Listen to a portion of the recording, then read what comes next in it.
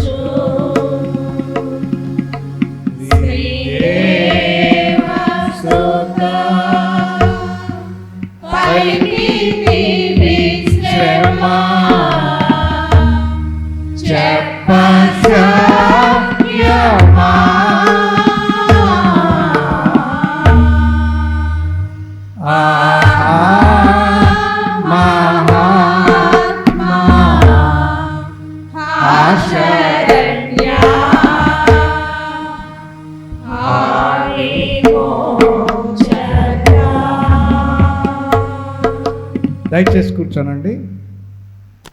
ఈ 4వ ధ్యానాన్ని మనకి అందించబోతున్న వారు ప్రియులు శ్రీ విఎం విజయ్ కుమార్ గారు.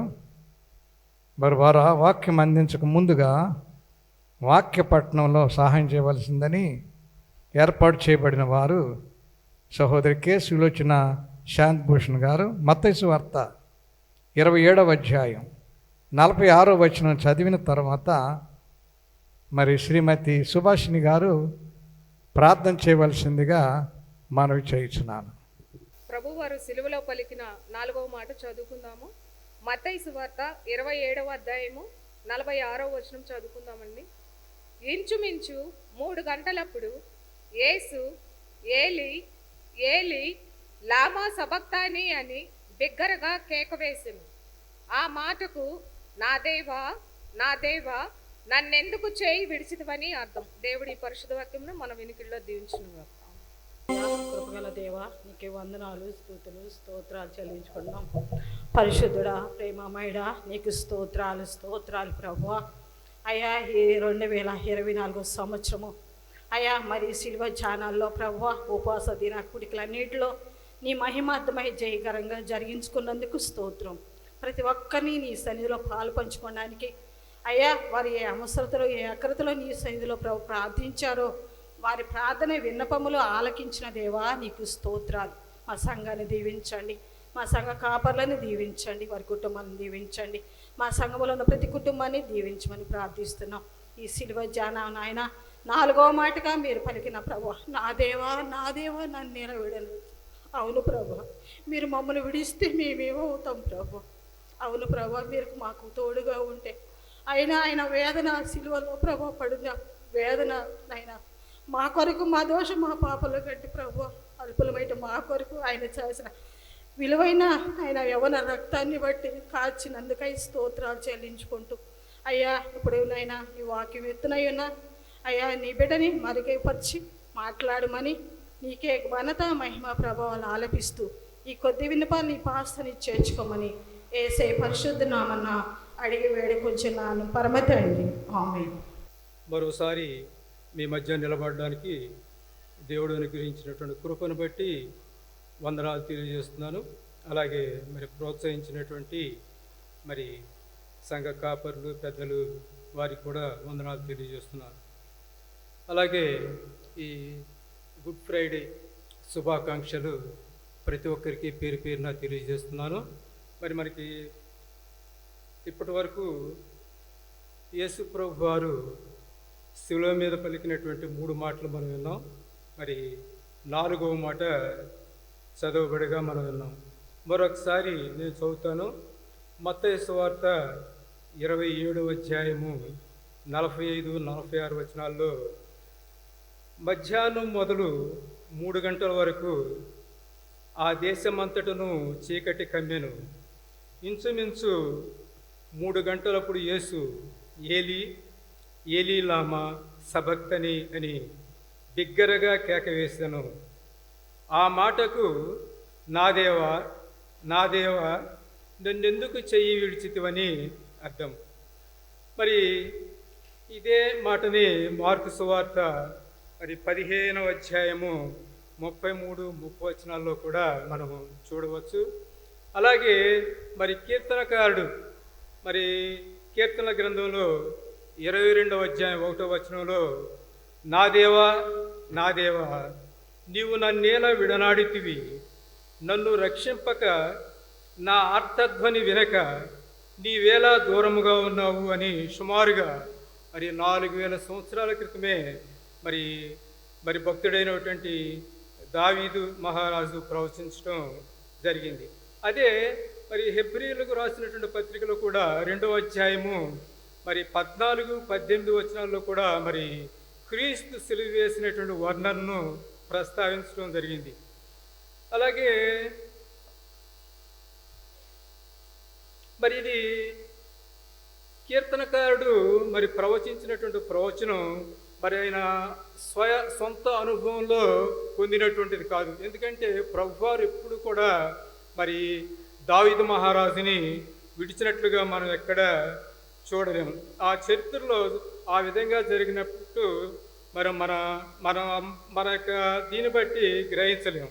అయితే ప్రస్తుత ధ్యాన వాక్య భాగము, నా దేవా నా దేవా నీవు నన్నేలా చెయ్యి విడిచితవని బిగ్గరగా గట్టిగా అరచి కేక వేసినట్లు మనం చూస్తాం. మరి చెప్పాను, ఇదే మార్కు సువార్తలో కూడా అదే విధంగా మరి బిగ్గరగా కేక వేసానని రాయబడటం జరిగింది. మరి ఇది మరి గట్టిగా కేక వేశాడంటే మరి దీనిలో మరి మనందరినీ మరి వినండి, మరి గట్టిగా నేను కేక వేస్తున్నాను, మరి నేను చెప్పేది వినండి, నేను చెప్పేటువంటి మాటలో ఉన్నటువంటి ఆ యొక్క మర్మాలని మీరు తెలుసుకోండి అన్నట్టు మరి గట్టిగా కేక వేయటం జరిగింది. మరి నా దేవా నా దేవా నన్నెందుకు చేయి విడిచితు అనేటువంటి మాటలో మరి ఇది ఆవేదనతో కూడినటువంటి వాక్కు ఇది. అలాగే తీవ్రమైనటువంటి మనోవేదన వ్యక్తపరిచేటువంటి వాక్కు, అలాగే పరిశుద్ధుల కొరకు ఆక్రందనతో కూడినటువంటి కేకగా మనం చూడవచ్చు. అలాగే అసమానమైనటువంటి శోకంతో కూడినటువంటి కేకగా మనం గుర్తించవచ్చు. అలాగే కఠిన శిలలను కరిగించేటువంటి మరి హృదయ విదారకమైనటువంటి కేకగా మనం గుర్తించవచ్చు. మరి ఒంటరితనాన్ని భరించలేక వేసినటువంటి కేక ఇది. అంతేకాకుండా అత్యంత గంభీరమైనటువంటి కేక, ఇది ఒక మరణ కేక. అలాగే విశ్వాసముతో కూడిన విజయపరమైనటువంటి కేక, అలాగే తండ్రి కుమారునికి ఉన్న బాంధవ్యాన్ని గుర్తు చేసేటువంటి కేకగా మనం చూడవచ్చు. అలాగే ఇది లోతైనటువంటి మర్మాలతో కూడినటువంటి కేక, అలాగే తండ్రి ఎడబాటును భరించలేక వేసినటువంటి కేకగా మనం చూడవచ్చు. మరి ఇంత గొప్ప గంభీరమైనటువంటి మరి ఆ కేకలో, దేవా నా దేవా నా దేవా నన్నెందుకు చెయ్యి విడిచితివి అని మరి ఈ మాటలో ఉన్నటువంటి ఆధ్యాత్మిక సత్యాల్ని ధ్యానించాలనేటువంటి మరి నా యొక్క ప్రధానమైనటువంటి ఉద్దేశం. మరి యేసు ప్రభు వారిని మరి అప్పటికే మరి సైనికులు కొరడాలతో కొట్టారు, మరి ఉమ్ము వేశారు, మరి వెంట్రుకలు పెరికారు, సిలువను మోయించారు, మరి చేతులు కాళ్ళు మేకులతో మరి చిల్లులు పొడిచారు, అపహసించారు, మరి ముళ్ళ కిరీటాన్ని మరి తగిలించారు. ఇవన్నీ కూడా ప్రభువారు మౌనంగా భరించారు. కానీ తండ్రి సన్నిధి నుంచి తీసివేయటం, మరి తండ్రి ముఖం తిప్పుకోవటం, మరి తండ్రి సన్నిధి దూరం కావటం ఆయన భరించలేక మరి ఆయనలో ఉన్నటువంటి పొంగి పొరలినటువంటి ఆవేదన ఈ మాటల్లో మనం చూడవచ్చు. మరి ఈ మాటల్లో ఉన్నటువంటి మరి ఆ మర్మాలు కనుక మనం చూసినట్లయితే మరి ఆయన మనం ఏమి నేర్చుకోవాలని మరి ఆయన మాట్లాడారు. ఆ మాటలు చూసినట్లయితే మొట్టమొదటి ఏంటంటే ఈ యొక్క మాటలో ఉన్నటువంటి మర్మాల్లో మొట్టమొదటిది పాప ఫలితము, దాని స్వభావాన్ని మనం ఇక్కడ చూస్తాం. అంటే శిలువ దృశ్యం ద్వారా మానవ హృదయంలోని దుష్టత్వము, మరి అసూయ, ద్వేషము, అలాగే నీచత్వము, దుర్మార్గము, అధర్మము, చీకటిని ప్రేమించేటువంటి స్వభావాన్ని మనం స్పష్టంగా చూడవచ్చు. ఇది మరి సాతాను యొక్క భయంకరమైనటువంటి స్వభావం అక్కడ ప్రదర్శించబడింది. శిలువ యొక్క పాపం యొక్క దుష్టత్వాన్ని మాత్రమే కాకుండా పాపం వల్ల వచ్చేటువంటి జీతము, దాని యొక్క స్వభావాన్ని కూడా మనం ఇక్కడ గ్రహించవచ్చు. మరి ఆదాము పాపం చేయటం ద్వారా తన ఆత్మీయ జీవితాన్ని కోల్పోయినట్లు మనం గ్రహించవచ్చు. మరి కయ్యూను తన సోదరుడు హేబేలును సంహరించడం ద్వారా మరి పాపము, దాని యొక్క పర్యవసానాల్ని మనం చూస్తాం. అందుకే మరి రోమాపత్రికలో 6వ అధ్యాయం 23వ వచనంలో చూసినట్లయితే ఎలయనగా పాపం వలన వచ్చు జీతము మరణము. అలాగే రోమా 5:2వ వచనంలో చూసినట్లయితే మనుషులందరూ పాపము చేసినందున మరణము అందరికీ సంప్రాప్తమాయను అని వ్రాయబడి ఉంది. ఇక్కడ మన మరణం అనేటువంటిది 2 రకాలుగా చూడవచ్చు. ఒకటి శారీరక మరణం. ఈ శారీరక మరణం అంటే జీవం లేకుండా మరి ఉంటాం. ఈ మరణాన్ని మనం సహజంగా మనం అందరం చూస్తాం. అదేవిధంగా రెండవ మరణం ఆత్మీయ మరణం, అంటే ఎడబాటు, అలాగే వేరు చేయటం అనేటువంటి అర్థం తీసుకోవాల్సింది. ఇక్కడ మనం గ్రహించాల్సింది ఏంటంటే, మనం తీసుకోవాల్సింది ఏంటంటే ఈ యొక్క ఆత్మీయ మరణం, పాపం అనేది జీవపు ఓట అయినటువంటి దేవుని నుండి మనల్ని వేరు చేస్తూ ఉంటుంది. మరి ఈ పాపం మరి యొక్క దేవుని నుంచి వచ్చేటువంటి జీవపు ఓట, మరి అదంతా కూడా మనల్ని వేరు చేస్తూ దూరపరుస్తుందని ఇక్కడ మనం గ్రహించవచ్చు. దీనికి చక్కటి ఉదాహరణ చూసినట్లయితే మరి ఏదేను వనంలో ఉన్నటువంటి సంఘటన మనకు తెలుసు. ఏ విధంగా మరి దేవునితో మరి ఆదాముకి సంబంధం తెగిపోయిందో, వేరు చేయబడడం జరిగిందో మనం చూడవచ్చు. మరి అందుకే మరి ఆదికాండం 3:23వ వచనంలో దేవుని సన్నిధి నుండి పంపివేయబడడం జరిగిందని రాయబడి ఉంది. అలాగే మరి ఆదికాండం 4:14లో దేవుని నుండి వేరు చేయబడ్డారు అని రాయబడి ఉంది. మరి అట్లాగే 1 తిమోతి 5:6 వచనాలు చూసినట్లయితే మరి బ్రతికిండియు చచ్చినదయ్యుండును అని రాయబడి ఉంది. మరి తప్పిపోయిన కుమారుని దృష్టాంతం చూసినప్పుడు కూడా మరి దూరంలో ఉన్నప్పుడు భౌతికంగా జీవిస్తున్నాడు, బ్రతికున్నాడు, తింటున్నాడు, కానీ ఆత్మీయంగా చూసినట్లయితే మరణించినటువంటి స్థితిలో ఉన్నాడు. కాబట్టి ఈ మరణమనగా ఎడబాటు. ఈ ఎడబాటునే ప్రభువారు భరించలేక ప్రభు అయిన యేసుతో నా దేవా, ప్రభు అయిన యేసు మరి ప్రభువారితో ఏమంటారంటే నా దేవా నన్ను ఎందుకు చేయి విడిచివని గట్టిగా కేకలు వేస్తున్నారు. కాబట్టి ప్రియమైన వాళ్ళారా, మరి ఆయన జరిగించినటువంటి విమోచన కార్యాన్ని కనుక మనం నిర్లక్ష్యం చేసినట్లయితే మరి క్రీస్తు శిలువపై అనుభవించినటువంటి ఎడబాటు శాశ్వతంగా మనం అనుభవించాల్సి వస్తుంది. మరి దీన్నే రెండవ మరణం అని ప్రకటన గ్రంథం 20:14 వచనంలో రాయబడి ఉంది. జీవ గ్రంథంలో ఎవరి పేరైనను రాయబడలేదో వారు నిత్య జీవంలో, ఎవరి పేరైనను రాయబడలేదో వారి కోసం నిత్యం మండు చుట్టేటువంటి అగ్ని జ్వాలలతో కూడినటువంటి నరకం సిద్ధం చేయబడింది. అటువంటి తీర్పుని తప్పించుకునే కృప దేవుడు మనందరికీ అనుగ్రహించునుగాక. అలాగే రెండవ మర్మం మనం చూసినట్లయితే ఆయన మాట్లాడినటువంటి మాటలో రెండవ మర్మం చూసినట్లయితే దేవుని పరిపూర్ణమైనటువంటి పరిశుద్ధత అక్కడ మనం చూస్తాం. మరి రాజీ పడలేనటువంటి ఆయన న్యాయాన్ని మనం చూస్తాం. ఎట్లాగంటే మరి దేవుడు పరిశుద్ధుడు, మరి ఆయన పరిశుద్ధతను గురించి వ్రాయడానికి మరి ఎవరికి అర్హత లేదు, ఏ కలము కూడా సరిపోదు. ఆయన ఎంతటి పరిశుద్ధుడు అంటే మరి ఆదికాండం 18వ అధ్యాయం 27వ వచనంలో అబ్రహాం అంటాడు, ఆ ఎదుట నిలబడి ఇదిగో ధూళియు బూడిదనై ఉన్న నేను ప్రభుతో మాటలాడ తెగించుతున్నాను అని అంటాడు. అలాగే యోబు చూసినట్లయితే ఆయన సన్నిధికి వచ్చినప్పుడు నన్ను నేను అసహించుకొని ధూళిలోను బూడిదలోను పశ్చాత్తాపడుచున్నాను అని మరి యోబు అంటాడు. అలాగే దానియేలు, నేను ఒంటరినై ఈ దర్శనమును చూచినందున నాలో బలమేమియు లేకపోయెను, నా సొగసు వికారమాయను, బలము నాయందు నిలవలేదు అని రోధిస్తున్నాడు దానియేలు. అలాగే హబక్కు కూడా, నీ కనుదృష్టి నా దుష్టత్వము చూడలేనంత నిష్కళంకమైనది కదా అని అంటున్నాడు. కాబట్టి దేవుడు మరి ఎంతో పరిశుద్ధుడు.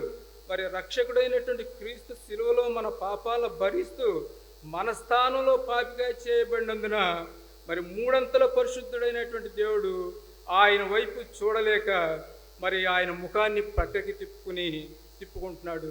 మరి అది దాన్ని ఏసే శిలువలో ఉన్నటువంటి ఏసే భరించలేక మరి నా దేవా నన్ను ఎందుకు మరి విడిచి ఉన్నావని ఆయన కేకలు వేస్తున్నారు. మరి మన పాపములకు పరిహారంగా మరి మన స్థానంలో మరి మనకు బదులుగా ఆయన ఉన్నారు. మరి మన పాపములకు శిక్ష అనుభవిస్తున్నటువంటి క్రీస్తు ఆ ఎడబాటును భరించలేక మరి నా దేవా నన్ను ఎందుకు చేయి విడిచితివని ప్రశ్నిస్తున్నాడు. మరి అంతేకాదు, ఇక పరిశుద్ధత మాత్రమే కాదు, మరి సిలువ వద్ద పాపంపై ఉన్నటువంటి ద్వేషంతో రాజీ పడలేనటువంటి స్థితి మనం ఇక్కడ చూడవచ్చు. రాజీ పడలేనటువంటి న్యాయాన్ని, దేవుని యొక్క న్యాయాన్ని మనం చూడవచ్చు. మరి పాపాన్ని చూడలేని దేవుడు మరి జలప్రళయంలో భూమి మీద ఉన్నటువంటి మనుషులందరినీ మనం నాశనం చేసినట్లు చూడవచ్చు. ఇది న్యాయం. అలాగే సొదొమ గొమొర్రాలను అగ్నిగంధకంలో కాల్చివేయటం జరిగింది. మరి దేవుడు మరి ఐగుప్తుపై తెగుళ్లను పంపించాడు. అలాగే ఫరో సైన్యాన్ని ఎర్ర సముద్రంలో ముంచేశాడు. వీటన్నిటిని బట్టి చూస్తే పాపంపై దేవునికి ఉన్నటువంటి ద్వేషాన్ని మనం చూడగలుగుతాం.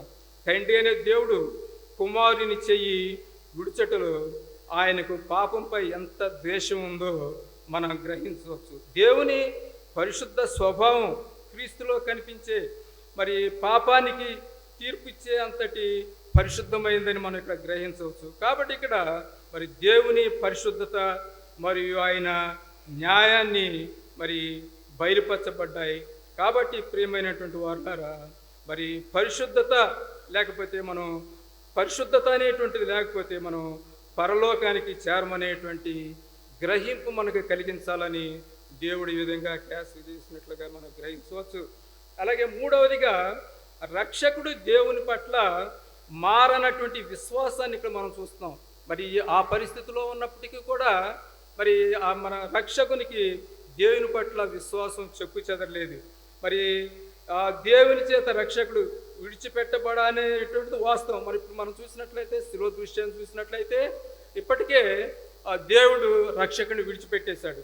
అయితే ఆ పరిస్థితుల్లో కూడా మరి ఆయనలో మరి విశ్వాసం ఇంకా ప్రోత్సహిస్తూనే ఉంటుంది, ఇంకా ఆయన పెరుగులాడుతూనే ఉన్నట్లు మనం గ్రహించవచ్చు. మరి ఆయన ప్రభు పరిచర్యలో తాను మాట్లాడినటువంటి మాటలకి మరి శిలువ మీద ఆయన మాట్లాడినటువంటి మాటలకి మనకు తేడా చూసినట్లయితే, మరి అప్పట్లో అంటే ఆయన పరిచర్యలో మనం చూసినట్లయితే మరి యోహాను సువార్త 12వ అధ్యాయం 42వ వచనంలో చూసినట్లయితే, నీవు ఎల్లప్పుడూ నా మనవి వినుచున్నావని నేను ఎరుగుదును అని అంటాడు అప్పుడు పరిచర్య చేసేటప్పుడు. ఇప్పుడేమంటున్నాయంటే శిలువ మీద, నా దేవా పగలు మొరపెట్టుచున్నాను, రాత్రి వేళ నేను మౌనముగా ఉండటలేదు, అయినను నీవు నాకు ఉత్తరం ఇయ్యకున్నావని మరి కీర్తనల గ్రంథం 22వ అధ్యాయం 2వ వచనం ద్వారా మనం చూడవచ్చు. అలాగే మరి అప్పుడు కనుక మనం చూసినట్లయితే ఆయన పరిచర్యలో, నన్ను పంపినవాడు నాకు తోడై ఉన్నాడు, ఆయనకి ఇష్టమైన కార్యము నేను ఎల్లప్పుడూ చేయదు, గనుక ఆయన నన్ను ఒంటరిగా విడిచిపెట్టలేదు అని యోహాను మరి 8వ అధ్యాయం 29వ వచనంలో చెప్తారు. మరి ఇప్పుడేమంటున్నారంటే, నా దేవా నన్నెందుకు చెయ్యి విడిచితోని కేక వేస్తున్నారు. మరి ఈ సమయంలో మరి మరి తండ్రి వాగ్దానం తప్పితే ఇక అతనికి ఏ ఆధారం లేదు ప్రభుకి. మరి ఆయన చేసినటువంటి కేకలు మరి నిరాశ నిస్పృహలైతే ఉన్నాయి, కానీ అపనమ్మకం అయితే లేదు. మరి దేవుడైతే రక్షకుని వదిలిపెట్టేశాడు, కానీ రక్షకుడు మాత్రం మరి ఆయన్ని దేవుని గట్టిగా పట్టుకుని హత్తుకుని ఉంటున్నాడు. ఆ సమయంలో కూడా మరి దేవునిపై ఆధారపడటం ద్వారా ఆయన యొక్క గొప్ప విశ్వాసాన్ని మరి ఈ యొక్క పరిస్థితుల్లో ఆయన చూపిస్తున్నారు మనకి. మరి ప్రియమైనటువంటి వారులారా, మరి రక్షకుడు మనకు ఎంత మాదిరి చూపిస్తున్నాడో మనం గ్రహించాలి. మరి పరిస్థితులన్నీ బాగుంటేనే విశ్వాసం ఉంచడం అనేటువంటిది చాలా తేలిక.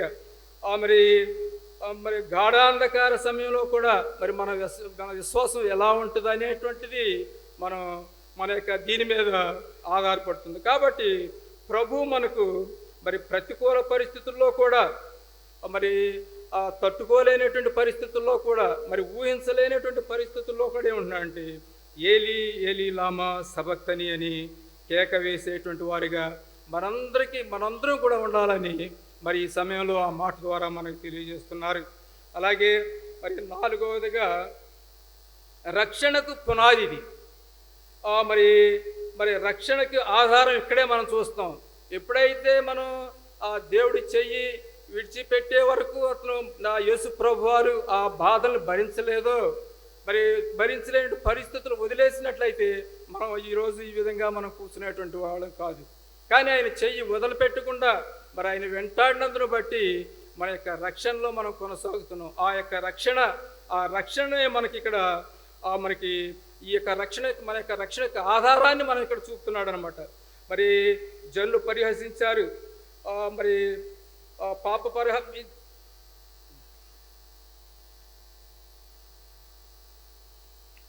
మరి దేవుడు మరి పరిశుద్ధుడు, మరి పాపాన్ని మరి సహించలేడు, మరి పాపాన్ని దృష్టించలేడు, మరి పాపుల్ని శిక్షిస్తాడు. అదే సమయంలో దేవుడు ప్రేమామయుడు కూడా, దయచూపటంలో ఆనందిస్తాడు. అందుకే ఆయన ఒక పథకాన్ని రూపొందించాడు మన కోసం. అదే ఒక అనీతిమంతునికి బదులుగా ఒక నీతిమంతుడు శిక్షింపబడటం, ఇదే ఆయన ప్రణాళిక. మరి వేదాల్లో ఒక శ్లోకం ఉంది, సర్వపాప పరిహారు రక్త ప్రోక్షణ అవశ్యం తద్రక్తం పరమాత్మేన పుణ్యదాన బలియాగా ఉంటాడు. అంటే ఒక పుణ్య వ్యక్తి మన బలి కావాలి. మరి ఎవరున్నారు భూలోకంలో ఎవరున్నారని అంటే మరి యేసు ప్రభు వారే మరి ఇక్కడ మనకు కనిపిస్తారు. మరి దాన్ని భరించేటువంటి వారు ఎవరో లేరు. మరి ఆ విధంగా మరి శిలువ మీద సాక్రిఫైస్ చేసేటువంటి వారు ఎవరో లేరు. ఈ పరిస్థితుల్లో యేసు ప్రభు వారే మనకి రక్షణ ఆధారం. అందుకే నహోములో 1వ అధ్యాయం 6వ వచనంలో అంటాడు, ఆయన ఉగ్రత సహింపగలవాడెవడు, ఆయన కోపాగ్ని ఎదుట నిలవగలవాడెవడు, ఆయన కోపము అగ్నివలే పారును, కొండలను కొట్టగా అవి బద్దలగును. మరి ఈ ప్రశ్నకి ఈ విధంగా భరించగలిగేది ఎవరంటే యేసు ప్రభువే. ఆయన మాత్రమే అక్కడ నిలవగలరు. సాతాన్ని సర్వనాశనం చేయగలిగేటువంటి శక్తి ఆయనకు ఉంది. అందుకే ఆయన వద్ద మన పాపాలన్నీ కూడా ఉంచబడ్డాయి. మన పాపాలన్నీ కూడా ఆయన మోయబడ్డాడు. శిలువలో మన పాపాలను భరించాడు. దేవుని నీతి న్యాయం ఇక్కడ నెరవేర్చబడింది. మన రక్షణార్థం శాశ్వతంగా దేవుని సన్నిధి అనుభవించినట్లు క్రీస్తు కొద్దిగా ఎడబాటు అనుభవించినట్లు మనం ఇక్కడ గ్రహించవచ్చు. అందుకే ఎఫెసీ పత్రికలో క్రీస్తు మిమ్ములను ప్రేమించి పరిమళ వాసనముగా ఉండుటకు మన కొరకు తన్ను తాను అర్పణగా బలిగా అర్పించుకొనెను అని వ్రాయబడింది. అందుకే మరి ఇంత గొప్ప రక్షణ దేవుడు ఏర్పాటు చేసినటువంటి ఇంత గొప్ప రక్షణని మనం నిర్లక్ష్యం చేసుకున్నట్లయితే మనం మన యొక్క దేవునితో మన యొక్క శాశ్వతమైనటువంటి ఎడబాటు పొందుకోవాల్సి వస్తుందని మరి ఈ మాట ద్వారా మనం గ్రహించవచ్చు. మరి 5వదిగా ఈ మాట క్రీస్తుకు తండ్రికి ఉన్న అనుబంధాన్ని తెలియజేస్తుంది. మరి యేసు ప్రభు వారు జీవితకాలం అంతా కూడా మరి 33.5 సంవత్సరాలంతా కూడా మరి ఆయన మీద ఆధారపడినట్లు మనం చూస్తాం. మరి ఆయన అడిగినటువంటి ప్రతిదీ తండ్రి దయచేసినట్టు చూస్తాం. ఇప్పటికీ ఈ పరిస్థితిలో కూడా మరి రక్షకుడు మరి అదే విశ్వాసంతో కొనసాగుతున్నాడు. తండ్రే నాకు చేయగలనేటువంటి విశ్వాసంతో కొనసాగుతున్నాడు. అదే సంబంధాన్ని ఆ మాటలో ప్రతిధ్వనిస్తూ ఉంది. ఆయన కేకలో మరి ఆ యొక్క విషయం వారి మధ్య ఉన్నటువంటి అనుబంధాన్ని చక్కగా ప్రతిధ్వనిస్తూనే ఉంది ఆ కేకలు. నా దేవా నా దేవా అనడంలో గొప్ప ఆత్మీయత, తండ్రితో చక్కటి అనుబంధం కనిపిస్తుంది. ఇన్నాళ్ళు నాతో ఉన్నావు, అడిగిన ప్రతిదీ ఇచ్చావు, పోషించావు, సంరక్షించావు, ఇప్పుడు వదిలేసావేంటయ్యా అనడంలో ఇదే ఆక్రందన. ఎందుకంటే వారిద్దరికి యొక్క అనుబంధం మరి తెగిపోతుందనేటువంటి ఆక్రోశం ఆయనలో ఉంది. కాబట్టి మరి అయినప్పటికీ మరి ఆ పరిస్థితుల్లో కూడా నా దేవా నా దేవా అనడంలో వారి యొక్క సంబంధాన్ని, మరి తండ్రితో ఉన్నటువంటి సంబంధాన్ని, మరి తండ్రి పట్ల విశ్వాసాన్ని మరి కొనసాగిస్తున్నట్లుగా మనం చూడవచ్చు. మరి కాబట్టి మనకు కూడా మరి కష్టాలు వచ్చినప్పుడు, దిక్కుతోచినటువంటి పరిస్థితుల్లో ఉన్నప్పుడు దేవుడు ఉన్నాడా, మరి ఉంటే ఈ కష్టాలు ఏంటని మనం తిట్టుకుంటూ ఉంటాం, గొణుగుతూ ఉంటాం, సొణుకుతూ ఉంటాం. కానీ మరి తండ్రి చూపినటువంటి మాదిరి చాలా గొప్పది. అయినప్పటికీ ఆ పరిస్థితుల్లో కూడా వదలకుండా నా దేవా నా దేవా అని ఆయన అడుగుతున్నప్పుడు వారి యొక్క చక్కటి సంబంధాన్ని మనం చూడవచ్చు. అటువంటి సంబంధాన్ని మనం ప్రభువుతో కలిగి ఉండాలని ఈ వాక్యం ద్వారా మనం గ్రహించవచ్చు. మరి అలాగే మరి ఇంకా 2 నిమిషాలు మాత్రం నేను తీసుకుంటాను. మరి ఇక్కడ ఈ యొక్క మాటలో లేఖనాల నెరవేర్పు మనం చూడవచ్చు. మరి మనం చూసాం కీర్తనలు 22వ అధ్యాయం మరి 1వ వచనంలో చూసాం. ఆ లేఖనాలన్నీ నెరవేర్చాలని ఉండదనేటువంటి మరి గుర్తు చేస్తూ ప్రభువారు నా దేవా నన్ను ఎందుకు విడిచితివని మరి అక్కడ కేకలు వేస్తున్నారు. అలాగే మన పట్ల క్రీస్తు కలిగి ఉన్న ఉన్నతమైనటువంటి ప్రేమను రుజువు చేయడం కూడా చూస్తాం. మరి మనకు సమయం లేదు కాబట్టి యోహాను 15వ అధ్యాయం 13వ వచనంలో మీరు క్లియర్గా చదవండి. అలాగే యోహాను 13వ అధ్యాయము 1వ వచనంలో చూసినట్లయితే మరి ఆయన మన పట్ల ఆయన కలిగి ఉన్నటువంటి ప్రేమని ఈ విధంగా మన సిలువలో ఆ మాట ద్వారా మనం ఆయన ప్రభువారు మన పట్ల ఆ విధంగా తీర్చుకున్నట్లు, మన పట్ల ఆ ఏర్పాటుని మనం గ్రహించేటట్లు చేస్తున్నట్లుగా మనం గ్రహించవచ్చు. అలాగే చివరిగా మరి తప్పుడు నిరీక్షలను కొట్టివేయడం ఇక్కడ మనం చూడవచ్చు. మరి మనం మరి ఎన్నో బోధలు చూస్తాం. మరి దానికంటే కూడా ముఖ్యంగా మరి దీన్ని నీవు తిను దినమున నీవు తప్పక చస్తావు అని అక్కడ చెప్తాడు ఆదాంతో. మరి అది ప్రభువారు చెప్పారు, మీరు చావరని సాతాను చెప్తుంది. మరి దేవుని హెచ్చరిక నెరవేర్చింది. కాబట్టి మనం ఎప్పుడు కూడా దేవుని మాట వినాలి, కానీ మనం మరి వేరే ఎవరో చెప్పినటువంటి మాటలు వినకూడదు. దేవుని వాక్యం మీద మనం ఆధారపడాలి. దేవుని మాట ఖచ్చితమైనటువంటిది. కాబట్టి అదే విషయాన్ని మరి యొక్క తప్పుడు నిరీక్షణలు కొట్టివేయడానికి కూడా ప్రభువారు చక్కటి మాదిరి చూపిస్తున్నారు. కాబట్టి ప్రియమైనటువంటి వారులారా, మరి ఈ ఒంటరితనాన్ని భరించలేక వేసినటువంటి కేక, ఈ కేక మనం ఎవరు వేయకూడదు అనేటువంటిది మనం గ్రహించాలి. అది ఎడబాటు భరించలేక ప్రభు తండ్రితో ఎడబాటు గ్రహించలేక వేసినటువంటి కేక. మరి నీవు నేను కూడా మనందరం కూడా ఆ ఎడబాటును అనుభవించకుండా ఉండాలని మరి మనం ఈ సమయంలో మనం దేవుడు హెచ్చరిస్తున్నాడు. అదే ఇది మరణపు కేక. మరి ఈ మరణం నుంచి మరి నేను రక్షింపబడాలని దేవుడు కోరుకుంటున్నారు. అటువంటి కృప దేవుడు మనందరికీ అనుగ్రహించును గాక. ఆమేన్.